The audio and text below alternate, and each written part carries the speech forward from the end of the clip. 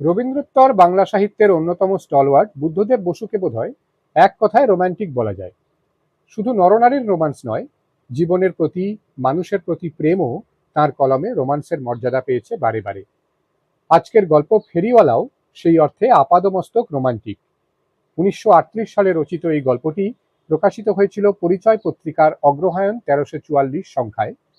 সহজ চলিত বাংলায় লেখা গল্পটি এখন পাঠ করছি পরিচয় পত্রিকার ৯০ বছর পূর্তি উপলক্ষে গাংচিল প্রকাশিত পরিচয় গল্প সংকলন ১ বইটি থেকে। এই বই অনলাইনে কেনার সুলুক সন্ধান অবশ্যই পাবেন আমাদের বর্ণনার বাক্সে, যেমন প্রতিবারেই থাকে। আসুন তাহলে শুনে নেওয়া যাক বুদ্ধদেব বসুর ছোট গল্প ফেরিওয়ালা, পাঠে আমি রৌহিন। ফেরিওয়ালার হাঁক শুনলেই নীলিমার মন রাস্তায় ছুটে যায়। বারান্দায় দাঁড়িয়ে হয়তো ডাকে, এই এসো দোতলায়, কি হয়তো চাকর দিয়ে ডেকে পাঠায়। পিঠের বোঝা নামিয়ে একটি ঘর্মাক্ত জীব সিঁড়ির ধারে এসে বসে। নীলিমার দরজার আড়ালে দাঁড়িয়ে কত জিনিস যে নেড়ে চেড়ে দেখে। চারানার জিনিস কিনতে ৮ ঘন্টা কাটিয়ে দেয়। ফেরিওয়ালারা অতি ভালো লোক, কথা খুব মিষ্টি। তাছাড়া তাদের সঙ্গে আজগুবি রকমের দরদস্তুর চলে। প্রথমে যা চাইলো তার প্রায় অর্ধেক দামেই হয়তো জিনিসটা দিয়ে যায়, তাও বাকিতে। কি জিনিস? ছিটের কাপড়, তাঁতের শাড়ি, কাঁচের চুড়ি, সিঁদুর, আলতা, চুলের কাঁটা, কত কি। তার বাবলুর জন্য পুতুল আর এটা ওটা। কতগুলো লোক আছে, তারা এই ঝাঁ ঝাঁ রোদে চিৎকার করে হেঁকে যায়, চাই সাবান, তরল আলতা। পিঠের ওপর বোঝ কাটার ভারে শরীরের ঊর্ধ্বাংশ তাদের বাঁকানো। ওই বোঝা নিয়ে এত বড় শহরে কোথা থেকে কোথায় তারা চলে যায় নীলিমার ভাবতে অবাক লাগে। এদিকে শান্তনু ফেরিওয়ালা পছন্দ করে না। তার বড়লোকি মেজাজ। জিনিসের দরকার হলে নিউ মার্কেটে গিয়ে ঝনাত ঝনাত টাকা ফেলে নিয়ে এসো, হাঙ্গামা চুকলো।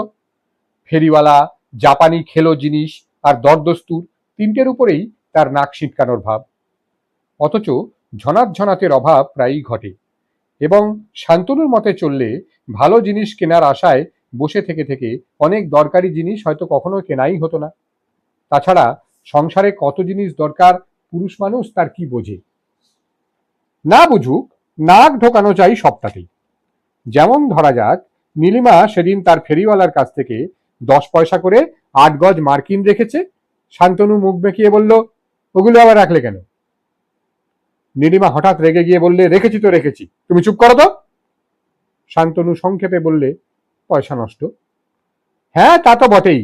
এদিকে বালিশের ওয়ারগুলো সব ছিঁড়ে গেছে, তা নিয়ে প্যান প্যান করতে তো তোমাকেই শুনি। ও দিয়ে বালিশের ওয়ার হবে বুঝি? আজ্ঞে হ্যাঁ, আর এই অভাগিনীর একটা সেমিজ। ওই মোটা কাপড়ে তোমার সেমিজ? আমাকে যদি বলতে। তোমাকে বললে সেমিজ কিনতে তো ছুটতে হোয়াইট ওয়ে লেডলের দোকানে। তোমার বুদ্ধির দৌড় তো ওই পর্যন্ত, হয়তো 8 ডজন পিলো কেসও আসতো। ভালোই তো, ভালো জিনিস তো ভালোই। তোমার সেমিজের জন্য আমি খুব চমৎকার একটা কাপড় কিনে আনবো, দেখো। থাক থাক, আমি গরিব মানুষ, আমার ওতেই হবে। তুমি আর তোমার ছেলে যত পারো বাবুগিরি করো। নীলিমা তক্ষুনি মেঝেতে মাদুর বিছিয়ে সেলাইয়ের কল নিয়ে বসে গেল। শানু একটু এদিক ওদিক ঘোরাঘুরি করে বললে, এই খেয়ে উঠলে এক্ষুনি বসলে কল নিয়ে, এরকম করো বলেই তো মাথা ধরা ছাড়ে না। ওহ, আমার মাথা, তা ধরলেই বা কি আর না ধরলেই বা কি। তোমার মাথা ঠান্ডা থাকলেই বাপু বাঁচি। তারপর চলল কলের ঘটর ঘটর। শান্তনু আর কি করে, রবিবারের দুপুরবেলায় নভেল হাতে নিয়ে এপাশ ওপাশ। দুজনের কথা কাটাকাটি লেগেই আছে। শান্তনু যা বলবে নীলিমা ঝাঁ করে প্রতিবাদ করবে। তারপর এক প্রস্থ ঝগড়া। জগতে এমন কোনো বিষয় নেই যাতে দুজনে একমত। সকালবেলায় একটা লোক হেঁকে যাচ্ছে, আতা ফল চাই, আতা ফল। তক্ষুনি শান্তনু বলে উঠল, ওই যে তোমার কৃষ্ণের বাঁশি। নীলিমা বললে, হ্যাঁ ঠিক মনে করেছো, আতা ফলের কথাই কদিন থেকে ভাবছি। তুমি ভালোবাসো না আতা? হ্যাঁ, ওসব বাজে ফলটার আমি খাই না। তা খাবে কেন? মনে করো 12 পেয়ালা চা পেলেই খুব খুশি হলো। রাখি কয়েকটা, অফিস থেকে এসে খাবে। আতাওয়ালা এলো, 6টা ফল বেঁচে দিয়ে গেল। শান্তনু বললে, সত্যি আমার না এক এক সময় ফেরিওয়ালা হতে ইচ্ছে করে। হ্যাঁ, বড় সুখ কি না, এই রোদ্দুরে ঘুরে ঘুরে ক পয়সাই বা রোজগার, আহা, ওরা বড় ভালো। ওদের মধ্যে আমি এ পর্যন্ত একটাও খারাপ লোক দেখিনি। ওদের স্ত্রীদের মতটা নিশ্চয়ই অন্যরকম। আহা, ওদের আবার স্ত্রী পুত্র কোথায় সব দেশে পড়ে আছে, বছরে বুঝি দেখাও হয় না। শান্তনু একটা চিঠি লিখতে শুরু করেছিল, অন্যমনস্কভাবে বললে, হুম, তোমার মার্কেটের জোচ্চোরদের পাল্লায় পড়ার চাইতে ওদের দুটো পয়সা দেওয়া ঢের ভালো। ওরা যে কি অসম্ভব গরিব ভাবতে পারো না। কেন বলো তো? সেদিন এক বুড়োর কাছ থেকে চীনে সিঁদুর কিনলুম। আমাকে বললে, এ পাড়ার সকলে আমার কাছ থেকে নেয়, আপনিও নেবেন মা? ও, তোমার নতুন পুষ্টি হলো বুঝি? বলে কি, আর পারি নে মা, রোদে ঘুরতে ঘুরতে। কিন্তু কি করব, মায়েরা সব বলেন, কত লোক তো সিঁদুর হেঁকে যায়, কিন্তু তোমার মতো জোরে আর কেউ হাঁকে না। আমার হাঁক শুনলেই চিনতে পারেন মায়েরা। জোরে কি আর শখ করে হাঁকি মা? জোরে না হাঁকলে কেউ তো ডাকবে না আমাকে। এবারে কিছু পয়সা জমলেই দেশে চলে যাব। জানো, লোকটা হিন্দুস্তানি, দেশ মজফ্ফরপুরে, বউ কবে মরে গেছে, এক মেয়ে আছে শুধু। বলছিল দেশে যাবার টাকা জমতে আরো নাকি 6 মাস লাগবে। আহা, মেয়ের জন্য মন কেমন করে না? আমি বলেছি ওর কাছ থেকেই সবসময় সিঁদুর কিনবো, কিন্তু বছরে মানুষের কতটুকুই বা সিঁদুর লাগে। শান্তনু বললে, এরকম কত আছে। ওই এত খাটে, কিন্তু কি পায়? কিচ্ছু না। আমি যত খাটি, আমি কি তার উচিত দাম পাই? কি যে বলো, সত্যি মনটা ভারী কেমন করে না। জানো, ও বলছিল কোনো বাড়িতে কাজ পেলে ফেরি করা ছেড়ে দেয়। তবে আর কি, আমাদের বাড়িতেই বহাল করো ওকে। তা তো আর হয় না, কেষ্টটা ভারী ভালো, ওকে কি করে ভুলি। তাছাড়া আবার একজন ঝিও জুটিয়েছ, 3জন মানুষের জন্য 3জন লোক লাগবে নাকি? আমি তো আবার ভাবছি সামনের মাসে ঝি তুলে দেব, কোনো কাজেই লাগে না, মাঝখান থেকে টাকার শ্রাদ্ধ। ও, তারপর তুমি কোমর টাটিয়ে রোজ ঘরের মেঝে মুছবে তো? ইস, ওইটুকু কাজ করলে আমি যেন মরে যাব। তোমরা কিচ্ছু বোঝো না, বরং ঝি চাকরের পিছন পিছন তাড়না করার চাইতে নিজের হাতে কাজ করায় অনেক বেশি সুখ। বেশ, যা খুশি করো, বলে শান্তনু চিঠি শেষ করে উঠল। তার অফিসের বেলা হয় হয়। আপিস মুখো ট্রামে বসে বসে শান্তনু ভাবে, সত্যি আয় বাড়াবার কিছু একটা ব্যবস্থা না করলেই আর চলে না। ভালো লাগে না আর এত টানাটানি। কিন্তু কি করবে? বিমার দালালি, নাকি মাসিক পত্রের জন্য গল্প লিখবে? এদিকে নীলিমার ভাবখানা যেন ভারী নিশ্চিন্ত। পাগল, এই আপিসের খাটুনি, তারপর আর কিছু করতে যাবে নাকি? শরীর বলেও তো একটা জিনিস আছে মানুষের। কত টাকাই তো আনছো, আরো লাগবে কিসে? নীলিমা যখন তখন 2-4 পয়সা থেকে 2-10 টাকা পর্যন্ত বের করতে পারে। বিছানার তলায়, টেবিলের টানায়, সেলাই কলের বাক্সে, যেখানে হাত দেবে সেখানেই কিছু না কিছু আছে। হঠাৎ কিছু দরকার হলে শান্তনু জানে নীলিমা চালিয়ে নিতে পারবেই। কিন্তু একে অবশ্য সচ্ছলতা বলে ভুল করা যায় না। প্রায়ই বেশ খোঁচা লাগে।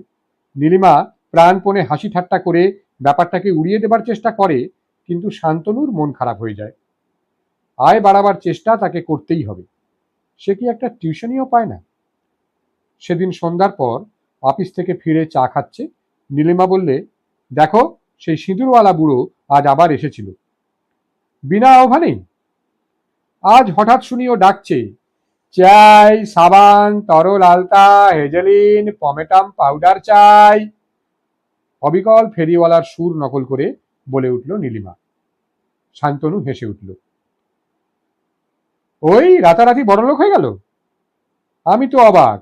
ও বললে অনেক কষ্টে এসব জিনিস জুটিয়েছে, খালি সিঁদুর বেচে কিছুই হয় না। আমার খুব খুশি লাগলো। এবারে বোধহয় শিগগিরই ওর দেশে ফেরবার মতো টাকা জমে যাবে। কি বলো? তোমাদের দয়া। তা কত চাঁদা দিলে ওকে? 2 আনা দিয়ে একটা হারমোনিয়াম বাঁশি কিনেছি। বাবলু কি খুশি! শান্তনু গম্ভীর হয়ে বললে, না কিনলেই কি চলতো না? এমনি করে কত পয়সার অপব্যয় করো। কি যে বলো, ছেলেটা বাঁশি নিয়ে বাজাতে শুরু করেছে, কেড়ে নেওয়া যায় নাকি হাত থেকে? এ নিয়ে তো বোধহয় 50টা বাঁশি কিনলে। ছেলেটা 2 দিন লাফালাফি করে, তারপরেই হয় ভাঙে নয় ফেলে দেয়। এত পয়সা জোটাতে কি আমরা পারি? কি আর করবে, শিশুরা একটু ওই রকমই। তা 2 আনার বাঁশি কবে আর কিনেছি? 1 পয়সার বাঁশের বাঁশিগুলো 1 পয়সা 1 পয়সা করেও কম হয় না। ও, খুব তো হিসেব শিখেছো। কবে এত সুবুদ্ধি হলো? বড় যে বলছো অপব্যয়, ফেরিওয়ালাদের কাছ থেকে কত সস্তায় সব পাওয়া যায় তা জানো? সস্তাও যেমন, পচাও তেমনি। সে তো ঠিকই। সেদিন 1.5 টাকা দিয়ে বাক্সওয়ালার কাছ থেকে বাবলুর জন্য যে কোটটা রেখেছি, সাধ্য ছিল তোমার 4 টাকার কমে কোথাও কেনো? আসল সাটিন, আর কি সুন্দর ছাঁটকাট। তোমাকে 500 দিন বলে বলে এই জামাটা কেনাতে পারলুম না। আর্মি নেভিতে যাবার মতন অবস্থা হবে তবে তো। তাও কত সুবিধে বাকি রাখা যায়, আস্তে আস্তে দিতে গায়েই লাগে না। শান্তনু সিগারেট ধরিয়ে বললে, এদিকে কত পয়সা যে বাজে খরচ হয়ে যায় তা তো ভাবই না। খামোকা কত কিছু কেনো, কোনো কাজেই লাগে না সেসব। কাজে কোনটা লাগে আর কোনটা না লাগে তুমি তার কি জানো? হাজার রকম ছোটখাটো জিনিসের ব্যবহারের ফল হচ্ছে তোমার শারীরিক আরাম। সেই জিনিসগুলো তুমি তো আর চোখে দেখো না, যথা হাতা, খুন্তি, শিল, নোড়া ইত্যাদি। হার মানছি, এবারে একটা পান দিলে বাধিত হই। এই তো সেবার পুরী থেকে ফেরবার সময় কটক স্টেশনে একখানা জাঁতি কিনেছিলাম বলে রাগ করেছিলে, অথচ কি সুন্দর জাঁতিখানা, কি চমৎকার কাজে লাগছে। নীলিমা উঠে গিয়ে পান সেজে নিয়ে এলো। একটু পরে বললে, জানো ওই বুড়ো ফেরিওয়ালা বলে কি?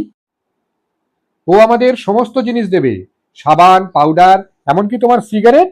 তারপর মাসের শেষে দাম নেবে। আমরা যেসব সাবান টাবান মাখি তার বাক্সগুলো পেলে ও ঠিক সেই জিনিস এনে দেবে। তোমার সিগারেটের একটা খালি টিন নিয়ে গেছে। মাস ভরে বাকিতে সিগারেট খাবার সম্ভাবনায় শান্তনু একটু উল্লসিত হয়ে বললে, বলো কি? নীলিমা বললে, তুমি যদি বলো ওকে ঠিক করি। বাবা, তোমার এই নবকৃষ্ণ ভান্ডার যা চোর, বাকিতে যেমন দেয় দাম নেয় ডবল। ওদের তুমি এ মাস থেকে ছেড়ে দাও। বেশ, তোমার ফেরিওয়ালা দিয়ে সুবিধে হলেই হয়। ও দিতে পারলে দিক না, কি বলো? ভালোই তো। আমার সিগারেট কবে আনবে? বলেছে তো কাল নিয়ে আসবে। আর সত্যি, পরের দিন শান্তনু অফিস থেকে ফিরে দেখে টেবিলের ওপর আস্ত 2 টিন সিগারেট, আর তার সঙ্গে এক সেট ছবি আঁকা জাপানি ছাইদান। একটা বড় থালার উপর 4টে ছোট ছোট বাটি। নেহাত মন্দ না। কত দাম নিলে? 5 আনা বলছে, এখনো দিইনি। সুন্দর না? তোমার পছন্দ হয়েছে? আর সস্তাও খুব। শান্তনু বলল, হুম। নীলিমা স্বামীর মুখের দিকে বাঁকা চোখে একবার তাকিয়ে বললে, তোমার পছন্দ না হয় ফিরিয়ে দেব, অ্যাস্ট্রে তো তোমার দরকার। সত্যি বলতে কি, ছেলের জন্য 2 আনার বাঁশি যতটা বাজে খরচ মনে হয়েছিল, নিজের জন্য এই 5 আনার অ্যাস্ট্রে ঠিক ততটা মনে হলো না। দোমনা ভাবে বললে, আচ্ছা রেখেছো যখন। নীলিমা মুচকি হেসে বললে, তোমাকে দাম দিতে হবে না, আমি উপহার দিলুম তোমাকে ওটা। ওহ, এতই যখন তোমার দয়া, তখন 2 টাকা আমাকে ধারও তো দিতে পারো, বড় উপকার হয়। আমি গরিব মানুষ, 2 টাকা কোথায় পাবো? 2 আনা 4 আনা পর্যন্ত দৌড়। কেন, সেবার তো আস্ত 2 টাকা দিয়েছিলে। ও, মনে আছে তাহলে। দিনের কথা বলে 2 টাকা নিয়েছিলে, আর ফিরিয়ে দিলে না, চোর। শান্তনু হেসে বললে, গোড়া থেকেই তো তাই। তোমাকে যখন মাতৃক রোড থেকে ছিনিয়ে এনেছিলুম, তখন ডাকাত বলতে পারতে। নীলিমা বললে, ওগো ভালো মানুষ, দয়া করে আমার টাকা দুটো ফিরিয়ে দিতে ভুলো না। আমার কৌটোতে আর কিচ্ছু নেই। একটি পাউডারের কৌটো ফুটো করে নিয়ে নীলিমা তাতে বাজার ফেরত 2-4 পয়সা ফেলে রাখে। মাঝে মাঝে একটা দুয়ানি কি সিকি, কদাচ একটা আধুলি অথবা টাকা। কৌটোটা এক এক সময় ওজনে খুব ভারী হয়ে ওঠে, কিন্তু তার আসল ভার বিশেষ কিছু নয়, কেননা তার গহ্বরে বেশিরভাগই তাম্রমুদ্রা। তবেও সেটা অনেক সংকট থেকে বাঁচায়, এবং সংকট প্রায়ই ঘটে বলে তার উপর এত বেশি টানা হেঁচড়া চলে যে সেটা নীলিমার পছন্দ হয় না। সকালে উঠে দেখা গেল বাজারের পয়সা নেই, ভৃত্য অপেক্ষমান। নীলিমা আড়ালে গিয়ে কৌটো ঝেঁকে ঝেঁকে পয়সা বের করে। ভৃত্য কিচ্ছু দেখতে পায় না, কিন্তু ঝনঝন শব্দ শোনে কিনা কে জানে। পাউডারের তলানিতে সাদাটে দাগ হয়ে যাওয়া এক মুঠো তামার পয়সা চাকরের হাতে দিতেও কেমন খারাপ লাগে। কিংবা হয়তো বাড়িতে হঠাৎ কোনো আত্মীয়রা বেড়াতে এসেছেন, নীলিমা তাদের বসবার ঘরে বসিয়ে লুকিয়ে একটি আধুলি উদ্ধার করে আনে, মিষ্টি মুখে ভদ্রতা রক্ষা হয়। একবার সেই কৌটো থেকে 2-2 টাকা ধার করে শান্তনু আর ফিরিয়ে দেয়নি। নীলিমা সুযোগ পেলেই সেটা শোনায়। শান্তনু তার শেষ কথা বললে, আমি তো তোমার কৌটোর ভরসাতেই আছি, আর সম্প্রতি তোমার ফেরিওয়ালা। ঘরে বসে সিগারেট খেয়ে শান্তনুর মেজাজটা বেশ ভালোই যাচ্ছিল। এর মধ্যে এক কাণ্ড। সকালবেলায় চা খেয়ে কাগজ কলম নিয়ে বসেছে। এক বন্ধু বলেছে আধুনিক মেয়েদের বিরুদ্ধে 2 পৃষ্ঠায় সাধু ভাষায় কিছু অসাধু বচন ঝাড়তে পারলে 10টা টাকা পাওয়া যাবে। বিষয়বস্তুটা আদৌ তার মনঃপুত নয়, কিন্তু 10টা টাকা ছাড়া যায় না। কিছুতেই লেখা এগোচ্ছে না। সিগারেটের পর সিগারেট খামোকা পুড়ে যায়। এদিকে ঘরের বাইরে নীলিমা অবিশ্রান্ত কার সঙ্গে বকর বকর করছে। খানিক পরে তার মনে হলো এ কোনো ফেরিওয়ালা না হয়ে যায় না। রাগে তার মুখ কালো হয়ে গেল। কার সাধ্য এ বাড়িতে একটু নিরিবিলিতে বসে কাজ করে? সব সময় বাজার বসে আছে। এদিকে সে 10টা টাকার জন্য মাথা খুঁড়ে মরছে, ওদিকে নীলিমার কাণ্ডটা দেখো। ঠিক আধুনিক মেয়েদের আক্রমণ করার মতোই যখন তার মনের অবস্থা, এমন সময় নীলিমা ঘরে ঢুকে নিচু গলায় বললে, শোনো, ওই ফেরিওয়ালা টাকা চাইছে। আমাকে কেন বলতে এসেছো ও কথা? তো কাকে বলবো তবে? শোনো, ও বলছে এত জিনিস দিয়ে আর কুলিয়ে উঠতে পারছে না, টাকা না পেলেই চলবে না ওর। তো চাই বলে এক্ষুনি চাই, এই মুহূর্তে? বড্ড পিড়াপিড়ি করছে। গরিব মানুষ ঠিকই তো, এত সিগারেট ও দেবেই বা কোত্থেকে? সব শুদ্ধ 6 টাকা 13 আনা হয়েছে। এখন মাসের শেষ, কোথায় পাবো টাকা? তাই তো ভাবছি, আগে ভাবলেই ভালো করতে। যত রাস্তার লোক ধরে এনে জোটাবে। কি বোকার মতো কাজ করো না এক এক সময়। শেষের কথাটা হজম করে অতি নিচু গলায় নীলিমা বলল, কাল আসতে বলবো ওকে, পারবে জোগাড় করতে? কাগজের উপর গোটা 2 লাইনের আঁকিবুকির দিকে তাকিয়ে শান্তনুর শরীরটা যেন জ্বলে গেল। চড়া গলায় বলে উঠল, কোত্থেকে জোগাড় করব? তুমি জানো না আমার অবস্থা? এখন আমাকে ধার করতে ছুটতে হবে তো? আমার চাওয়া মাত্রই ধারই বাকিয়ে দেবে আমাকে? নীলিমা প্রায় হাওয়ায় মিলিয়ে গিয়ে বললে, ও তো বলেছিল মাসের শেষে নেবে, এরকম হবে জানলে। হ্যাঁ হ্যাঁ, তোমার ফেরিওয়ালারা তো এরকমই। জোচ্চোর, চোর, বাড়ির মেয়েদের ঠকিয়ে 2 পয়সা করাই তো ওদের পেশা। আর তুমিও যেমন, ফেরিওয়ালাকে ডাকা ছাড়া আর কি সময় কাটাবার উপায় নেই? দরকারেই ডাকি, অদরকারেও ডাকো। জানো কিছু নেবে না, হাতে পয়সা নেই, তবু কত লোক ডেকে এনে 1 ঘন্টা ধরে জিনিসপত্র ঘেঁটে ফিরিয়ে দাও, লজ্জাও করে না। আমি তোমাকে বলছি, কখনো আর এ বাড়িতে ফেরিওয়ালা ডাকতে পারবে না। মুহূর্তে ঝলসে উঠল নীলিমার চোখ। বেশ, আর ডাকবো না। এ বাড়ি তোমার, তোমার ইচ্ছে মতোই সব হবে। কিন্তু এটা ঠিক যেন, যত জিনিস আমি ওদের কাছ থেকে কিনি সবই তোমার আর তোমার ছেলের জন্য। নেহাত যা না হলেই নয় তাই। এই 6 টাকা 13 আনার মধ্যে 5 টাকাই তোমার সিগারেটের দাম, তা মনে রেখো। আর সাবান, তাও তোমার। আর কয়েকটা কাচের গ্লাস, তাও। থাক থাক, আর হিসেব শুনতে চাইনে। এক্ষুনি বিদায় করে আসছি ওকে। এক ঠালায় চেয়ারটা সরিয়ে শান্তনু বাইরে গিয়ে দেখে বুড়ো মতো একটি লোক সামনে প্রায় মনোহারী দোকান সাজিয়ে বারান্দায় বসে গামছা নেড়ে হাওয়া খাচ্ছে। রাগে শান্তনুর মুখ দিয়ে হিন্দি বেরিয়ে গেল, এই ভাগো, বাহার যাও, নিকালো, আমি নিকালো। শান্তনুর সঙ্গে তার সিগারেট সরবরাহকারীর প্রথম সাক্ষাৎ হলো এইরকম। লোকটা তার কুঁকড়ানো মুখ তুলে অবাক হয়ে তাকালো শান্তনুর দিকে। ক্যা মালুম নেই হতা, বাহার যাও জলদি, বলে শান্তনু ওর 2-1টা জিনিস পা দিয়ে ঠেলেও দিলে। লোকটা কোনো কথা বললে না। মাথা নিচু করে আস্তে আস্তে তার সব পসরা কুড়িয়ে নিয়ে বস্তা বাঁধলো। তারপর সেটা ঘাড়ে করে আস্তে আস্তে নেমে গেল সিঁড়ি দিয়ে। শান্তনু ঘরে ফিরে এসে বললে, আপদ গেছে, কখনো আর দেখো না বলে দিলাম। কথা বলতে গিয়ে নীলিমার ঠোঁট কেঁপে উঠল। চেষ্টা করে নিজেকে সামলে নিয়ে বললে, খুব তো বিরক্ত করে এলে, তা ওটা আমার উপর করলেই ভালো করতে। ও বেচারা তো কোনো দোষ করেনি। নিষ্ঠুরতার একটা নেশা আছে, তারই ঝোঁকে শান্তনু বলে উঠল, নাও নাও, রাস্তার লোককে অত দয়া না করে নিজের স্বামীকে একটু একটু দয়া করতে শেখো। নীলিমার ঘন ঘন নিঃশ্বাস পড়তে লাগলো। দাঁতে দাঁত চেপে বললে, এটাই তো তুমি জানাতে চাও যে তুমি কর্তা, তুমি প্রভু? এ তো কবেই বুঝেছি যে আমি তোমার দাসী ছাড়া কিছু নই। তোমার সব খুঁটিনাটি মর্জি মেনে চললে মাঝে মাঝে পিঠে একটু হাত বুলোতে পারো বটে। আমার নিজের বলে কিছু আছে নাকি? আমি তো সেই রকমই চলি। তুমি যা ভালো না বাসো তা না করাটা আমার স্বভাবে দাঁড়িয়ে গেছে। বলতে পারবে আমার নিজের কোনো শখ বলে কিছু আছে? নিজের খেয়ালে একটা টাকা কখনো খরচ করেছি?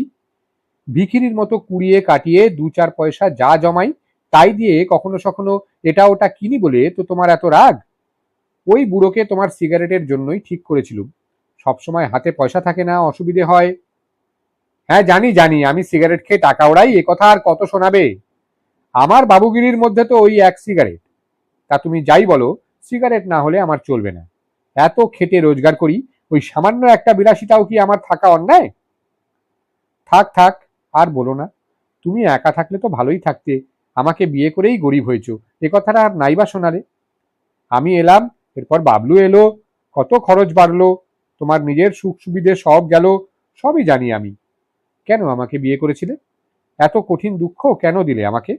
তোমার জীবনের সমস্ত কিছুর মধ্যে নিজেকে মনে প্রাণে বিলিয়ে দিয়ে ভাবি, এই তুমি চেয়েছিলে আমাকে না হলে তোমার চলতো না, চলবেও না। ভুল ভুল। আমরা মেয়েরা শুধু মনে মনে খেলাঘর সাজাই, তাছাড়া আর কি? বলতে বলতে নীলিমা ঘর থেকে বেরিয়ে গেল। হঠাৎ শান্তনু লক্ষ্য করলো ঘড়ির কাঁটা 9টা ধরো ধরো। পাগলের মতো ছুটে গেল বাথরুমে, মাথায় 2 ঘটি জল ঢেলে এসে হাঁকে ডাকে কেষ্টকে অস্থির করে তুলে গোগ্রাসে কিছু ভাত গিলে পাতলুন আর কোট চাপিয়ে ঊর্ধ্বশ্বাসে গিয়ে ট্রাম ধরল। নীলিমার সঙ্গে আর একটা কথাও বলল না। বিশ্রী একটা কাণ্ড হয়ে গেল। অফিস থেকে ফিরে ঢুকেই শান্তনু পকেট থেকে একটি 10 টাকার নোট বের করলে। এই নাও, তোমার ফেরিওয়ালার পাওনা চুকিয়ে দিও। হেসে বললে কথাটা ঈষৎ ঠাট্টার সুরেই, যেন সকালবেলার ঘটনাটা এই একটুখানি হালকা হাওয়ায় উড়িয়ে দিতে চায়। নীলিমা স্বামীর মুখের দিকে একবার তাকিয়েই চোখ নামিয়ে নিল। তোমার কাছেই রাখো। শান্তনু আবার বললে, নাও। নীলিমা নিলে নোটটা, কাপড়ের আলমারির দেরাজে রেখে দিয়ে বললে, চা খাবে এসো। খাবার টেবিলে বিরাট আয়োজন, নীলিমাই বসে বসে করেছে ওসব। খিদে পেট জ্বলে যাচ্ছিল শান্তনুর, দ্রুত বেগে খেতে শুরু করলে। একটু পরে বললে, তুমি খাচ্ছ না? আমিও খাচ্ছি। একটু সিঙাড়া ভেঙে মুখে দিলে নীলিমা, 8 পেয়ালা চা ঢেলে নিলে। হয়তো সে কেঁদেছে, হয়তো দুপুরে সে খেতে বসেও কিছু খেতে পারেনি। এদিকে শান্তনু আপিসে পৌঁছেই যাহোক করে সেই প্রবন্ধ লিখে বেয়ারার হাতে পাঠিয়ে 10 টাকা আনিয়েছে। লাঞ্চের সময় খুব খিদে পেয়েছিল, তবু ভালো করে কিছু খায়নি, তাহলে নোটটা ভাঙাতে হয়। এমনি করে নোটটি উপার্জন করে ও রক্ষা করে বাড়ি নিয়ে এসেছে। কিন্তু নীলিমা একবার জিজ্ঞেস করলে না কোথায় পেল। কথাগুলো সব মনে মনে সাজানো ছিল, বলা হলো না। চাপা গুমোটে কাটলো রাত্রি, কাটলো তার পরের দিন। অফিস থেকে ফিরে শান্তনু জিজ্ঞেস করলে, তোমার ফেরিওয়ালা এসে টাকা নিয়ে গেছে? না, আসেনি। আসেনি? কাল আসবে দেখো, টাকা যখন পাবে না এসে যাবে কোথায়? কিন্তু শান্তনুর মুখে একটা উদ্বেগের ছায়া পড়ল। 4 দিন কেটে গেল, বুড়ো এলো না। শান্তনু বললে, নীলিমা কেমন হলো? আসে না কেন লোকটা? কি জানি, অসুখ করলো নাকি? তোমার তো আরো সব ফেরিওয়ালা আছে, তাদের দিয়ে একটু খোঁজ করাও না। নীলিমা চুপ করে রইল। রাস্তায় ওর ডাক শুনতে পাও না? কই না তো। কাল মন দিয়ে শোনার চেষ্টা করো। কিন্তু পরের দিনও বুড়োর সেই চড়া হাঁক শোনা গেল না একবারও। তারপরের দিন রবিবার, শান্তনু সারা দুপুর ঘুমোতে পারল না। প্রায়ই উঠে উঠে বারান্দায় যায়, মনে হয় বুড়োকে বুঝি দেখবে, কিন্তু কোথায়? 1 মাস কেটে গেল।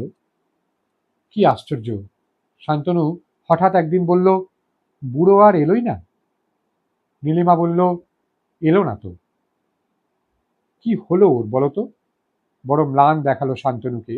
প্রশ্নটা বড় অসহায় শোনালো। হয়তো দেশে ফিরে গেছে ওর মেয়ের কাছে, কি বলো? হয়তো গেছে,